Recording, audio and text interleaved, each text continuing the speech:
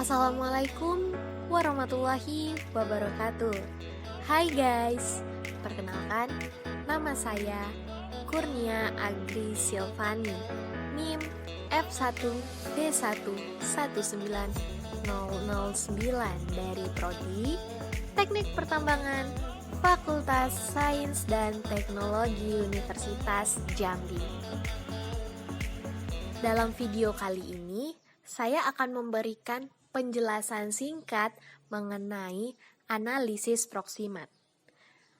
Dalam video ini mencakup mengenai apa sih analisis proksimat itu, kemudian jenis-jenis analisis yang terdapat di proksimat. Selanjutnya, alat analisis yang digunakan dan kegunaan analisis proksimat serta cara melakukan analisis tersebut. Sebelum kita mengetahui lebih lanjut mengenai analisis proksimat, alangkah baiknya kita mengenal terlebih dahulu pengertian dari analisis proksimat itu sendiri. Analisis proksimat memiliki pengertian sebagai rata-rata dari dua pekerjaan yang dinyatakan hingga 1 desimal dalam persen untuk kandungan air, zat terbang, dan abu. Proses analisis proksimat ini bertujuan untuk mencocokkan dokumen kontrak batubara yang berasal dari mitra. Mengapa demikian? Hal tersebut terjadi karena di proses inilah kita dapat mengetahui kesesuaian dalam input data. Contohnya seperti dalam proses perhitungan heat rate atau efisiensi dari sebuah pembangkitan listrik, di mana kita ketahui jika batu bara merupakan suatu senyawa hidrokarbon yang terdiri dari unsur-unsur yang membentuk reaksi pembakaran dengan oksigen. Selain itu, analisis uji proksimat pada batu bara ini juga bertujuan untuk menentukan kadar moisture atau air yang terkandung dalam batu bara. Kadar moisture inilah yang mencakup nilai free moisture serta total moisture.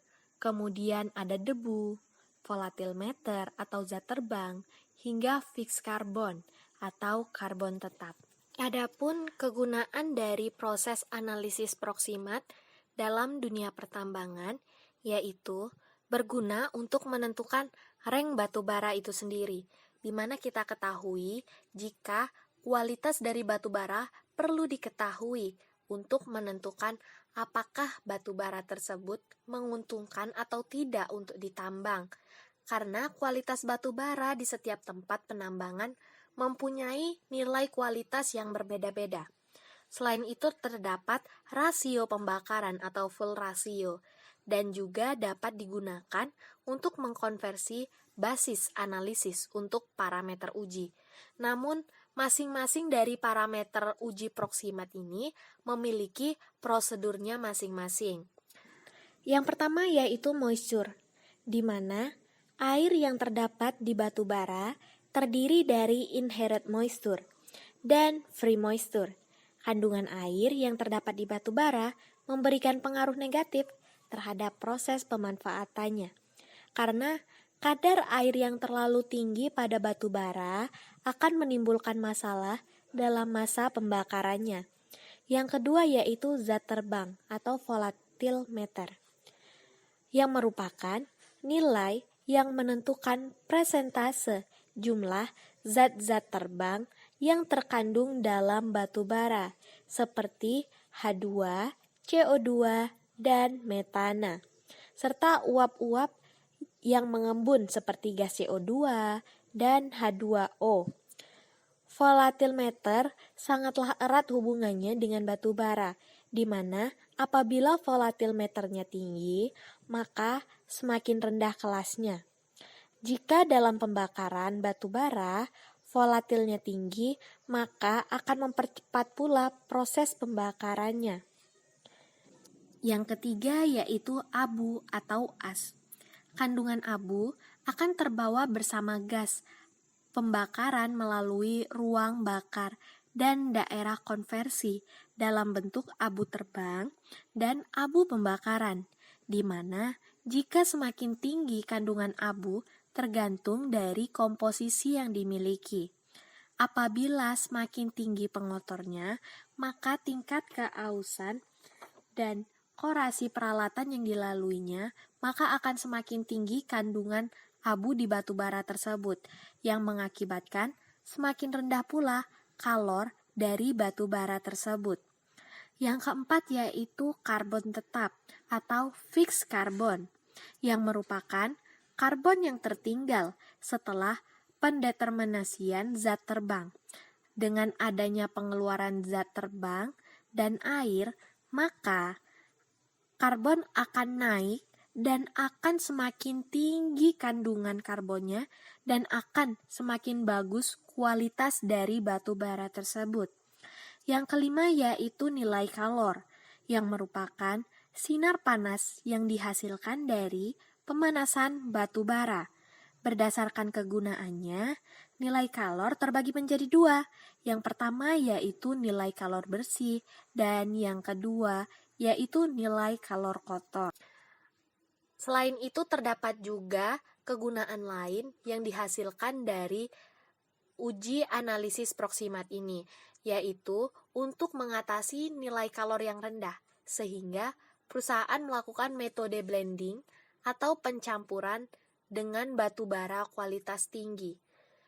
Adapun komposisinya haruslah tepat agar didapat kualitas batu bara yang paling optimal. Sehingga dengan begitu diperlukanlah uji proksimat ini untuk mengetahui lebih dalam tentang kualitas dari batu bara yang dihasilkan. Setelah membahas kegunaan, ada juga prinsip dari cara kerja analisis uji proksimat ini. Secara grafimetri, prinsip dari analisis proksimat ini pengukurannya dilakukan berdasarkan perbedaan berat setelah dilakukan proses pemanasan. Adapun pemanasan untuk analisis kadar air dilakukan pada suhu temperatur 105 derajat Celcius hingga 1100 derajat Celcius. Sementara zat terbang pada suhu temperatur 950 derajat Celcius untuk proksimat instrumen dan 900 derajat Celcius untuk proksimat manual. Adapun klasifikasi rank batu bara berdasarkan uji proksimat. Yang pertama yaitu gambut, yang kedua brown coal, ketiga hard coal, dan yang empat grafit. Alat-alat yang dapat digunakan dalam proses analisis proksimat yaitu ada oven, cawan timbang dengan tutup, neraca analitik, penjepit cawan, desikator, gas nitrogen, serta sampel dari batu bara itu sendiri. Cara analisis proksimat, adapun tahapannya yaitu air drying atau pengeringan, yang kedua yaitu crashing atau pengecilan udara butir, yang ketiga yaitu mixing atau pencampuran sampel, yang keempat dividing atau pengecilan berat sampel. Adapun cara analisis dari proksimat itu sendiri, yaitu setelah dilakukan preparasi, barulah sampel tersebut akan diujikan di laboratorium dengan tahapan kegiatan yang akan diujikan berupa tingkat ketergerusan, kemudian kadar kelembaban, zat terbang atau volatimeter atau VM, kadar abu atau as konten, kadar karbon atau fixed carbon, dan kadar sulfur atau sulfur konten hingga ukuran atau cool size.